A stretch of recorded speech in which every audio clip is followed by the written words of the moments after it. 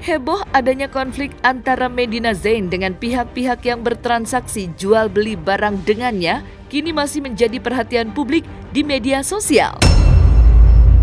Akibat dan dampak dari hebohnya tentang hal tersebut, diakui oleh Medina Zain dirinya mengalami kerugian material dan imaterial yang luar biasa.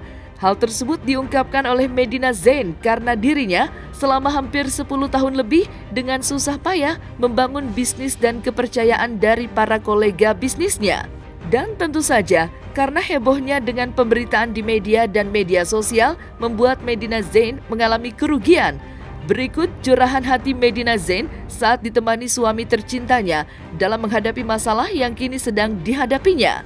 Yang beli cancel, yang mau beli jadi takut, yang terus juga yang membuli jadi banyak ke klinik aku, ke butik aku, ke travel aku, ke semuanya gitu loh, ngebully gitu. Jadi tapi sih sebenarnya aku it's okay, nggak apa-apa, ntar juga seiring berjalannya waktu namanya netizen capek sendiri.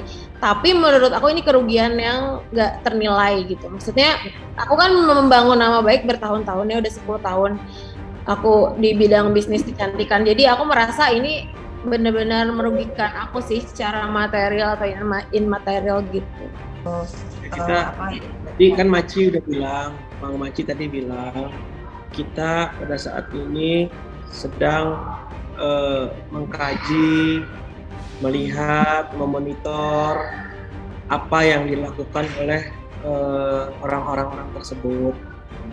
Medina punya hak hukum.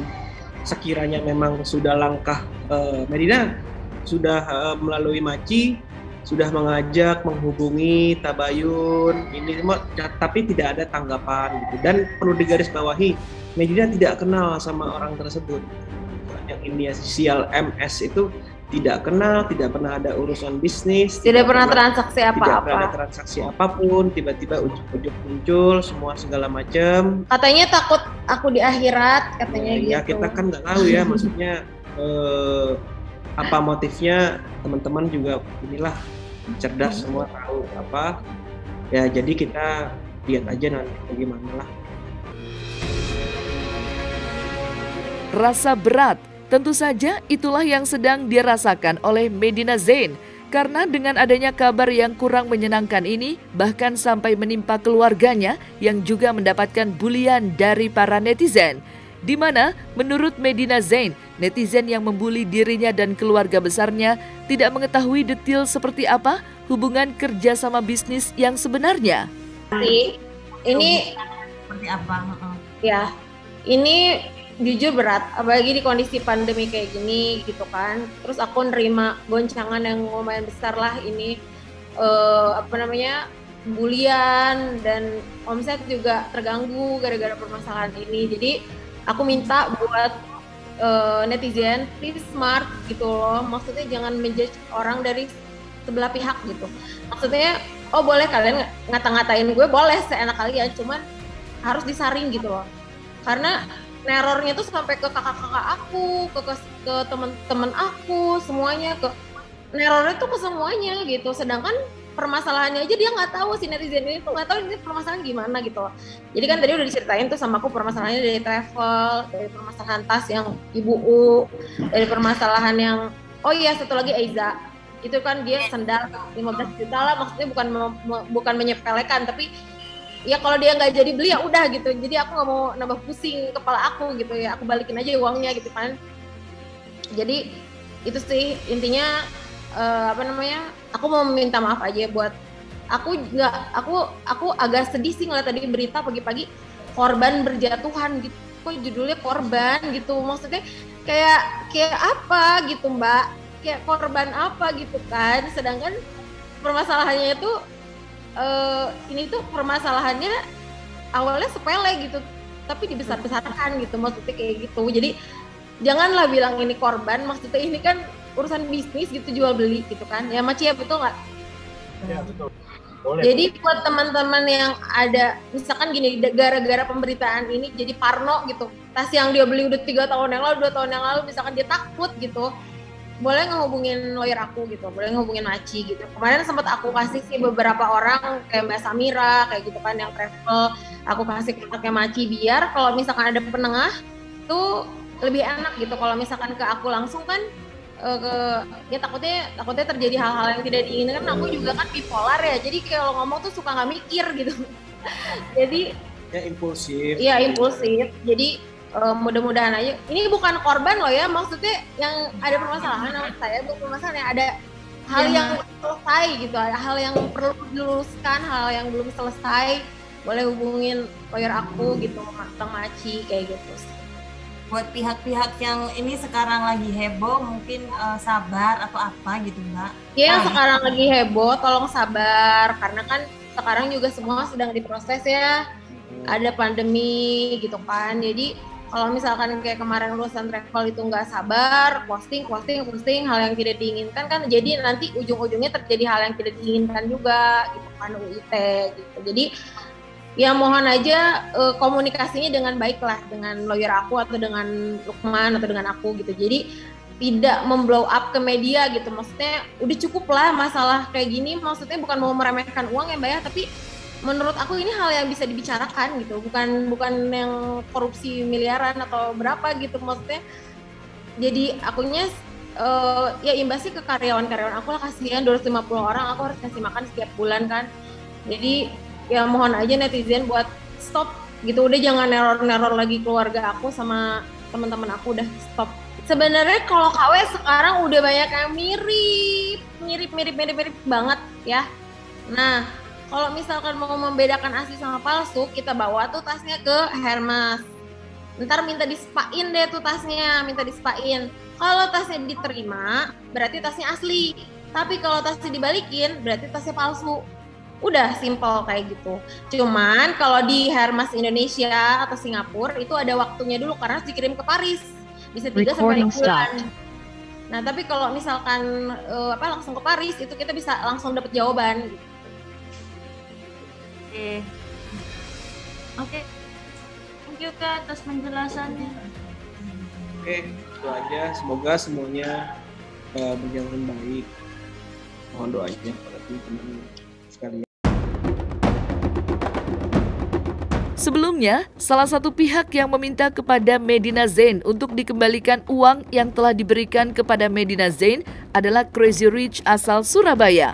Menurut Crazy Rich asal Surabaya, dirinya sangat kecewa ketika mengetahui bahwa tas yang ditawarkan oleh Medina Zain ternyata menurut dirinya adalah tidak asli. Mengetahui hal tersebut, Medina Zain pun melakukan klarifikasinya seperti berikut ini. Jadi sebulan yang lalu ya, saya membeli tas dari dia karena dia menawarkan beberapa 3 biji, lalu diantarkan oleh asistennya Aini datang ke rumah saya di Surabaya. Lalu saya lihat tas itu, saya nggak punya pikiran buruk sama orang lain dan saya tidak punya pernah niat jahat sama orang lain. Makanya tas itu saya terima dan saya bayar senilai angka 1 M lebih. Lalu dia menawarkan lagi barang-barang yang lain. Barang-barang yang lain itu, tas-tas yang lain ada 6 biji. Lalu keesokan harinya tanggal 7 itu dia menyuruh manajernya Iqbal untuk terbang ke Surabaya dan ke rumah saya juga transaksinya. Dan saya begitu lihat ke-6 tas ini ada sesuatu keganjalan, saya telepon ke yang tersebut, yang penjual tas. Lalu saya katakan, saya merasa di tas ini ada yang aneh. Karena saya melihat tas yang 6 itu aneh, otomatis saya shock dong. Saya keinget tas yang sudah saya lunasin kemarinnya itu. Spontan saya bilang ke penjualnya, saya bilang bahwa tas ini saya merasa tidak sesuai dengan tas-tas yang saya punya gitu loh, dan ada memang beda dengan yang saya punya. Lalu yang penjualnya mengatakan oke, dia akan merefund semua tas itu dengan uang yang saya keluarkan. Tapi saya tunggu sampai 1 bulan itu kan kejadian tanggal 1. Sampai 1 bulan dia tidak ada etika baik dengan saya.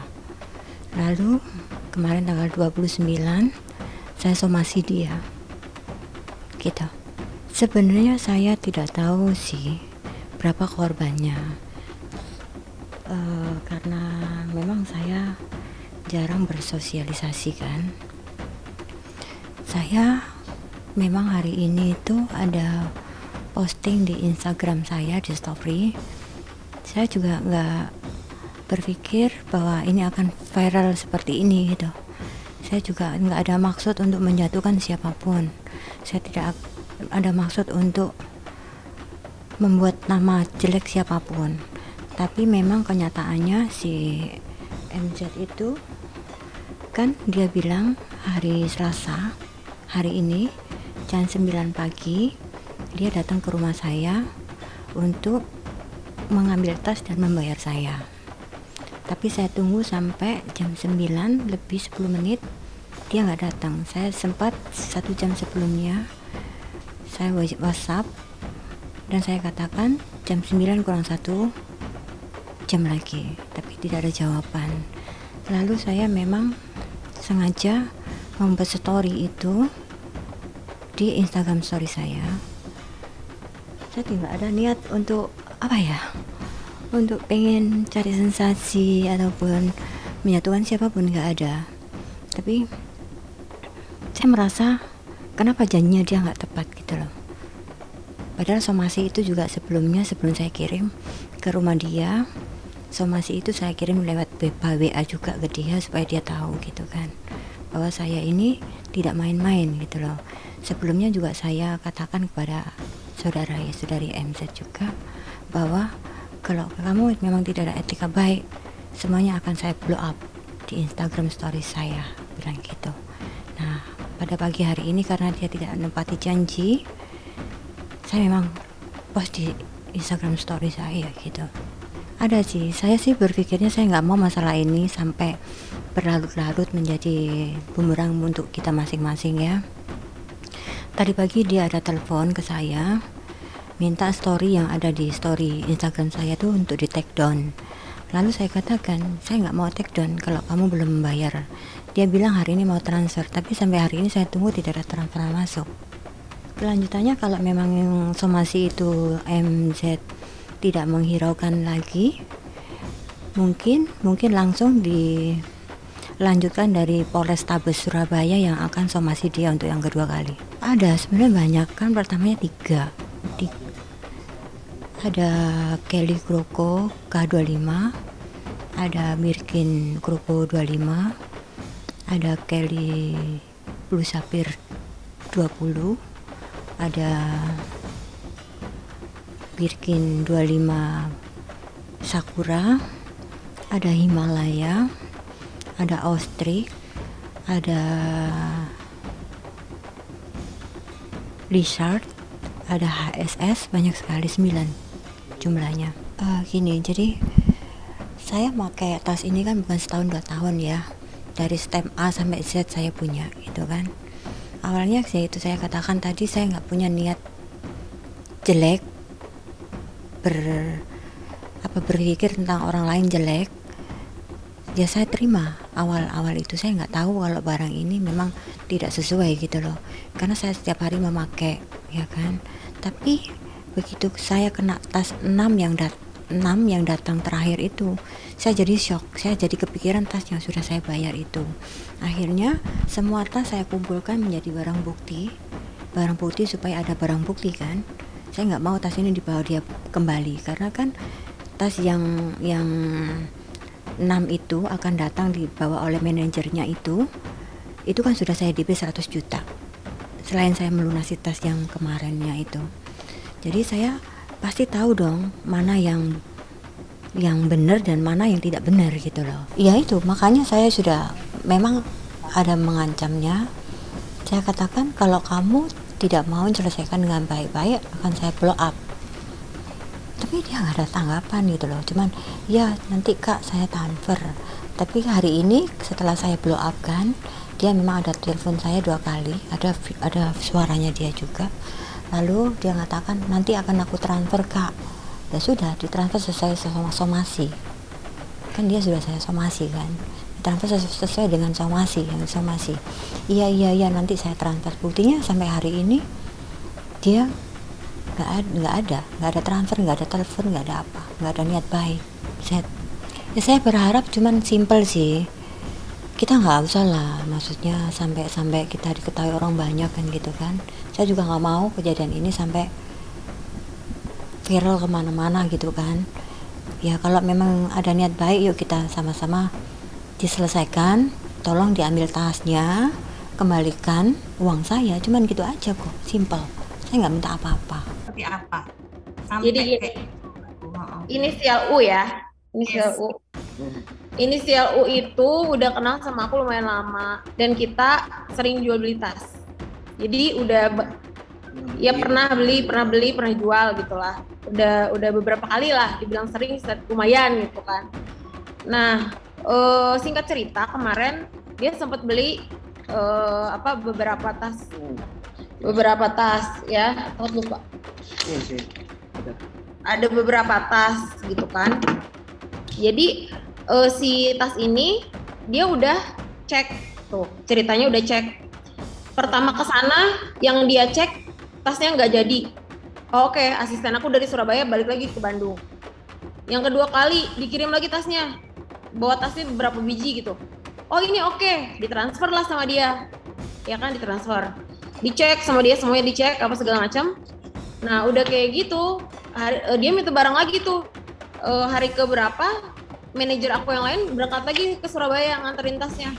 Nah, singkat cerita, si tas-tas ini ada beberapa yang diragukan ya, nggak dibilang palsu, diragukan keasliannya gitu. Nah, tapi akhirnya yang tas yang nggak berdosa di cancel juga sama dia gitu. Yang nggak salah apa-apa tuh di cancel juga sama dia. Dan yang di cancel sama dia tuh totalnya lumayan 1M lebih. Yang di cancel tuh 2 tas tuh 1M lebih harganya, 2 tas. Yang satu 500 juta, yang satu 550 juta kalau nggak salah, harganya segitulah.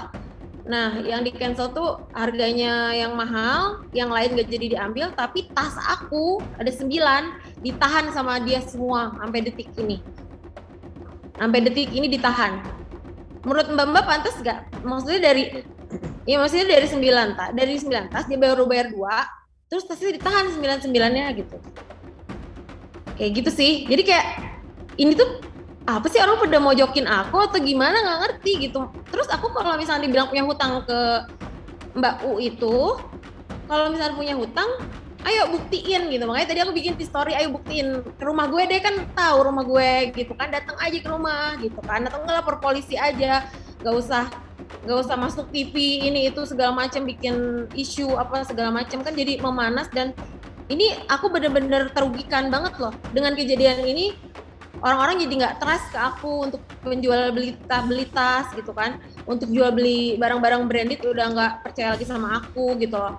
Padahal ya boleh dicek lah, maksudnya kalau mau sombong di Plaza Indonesia aja aku member VIP gitu kan, udah gold.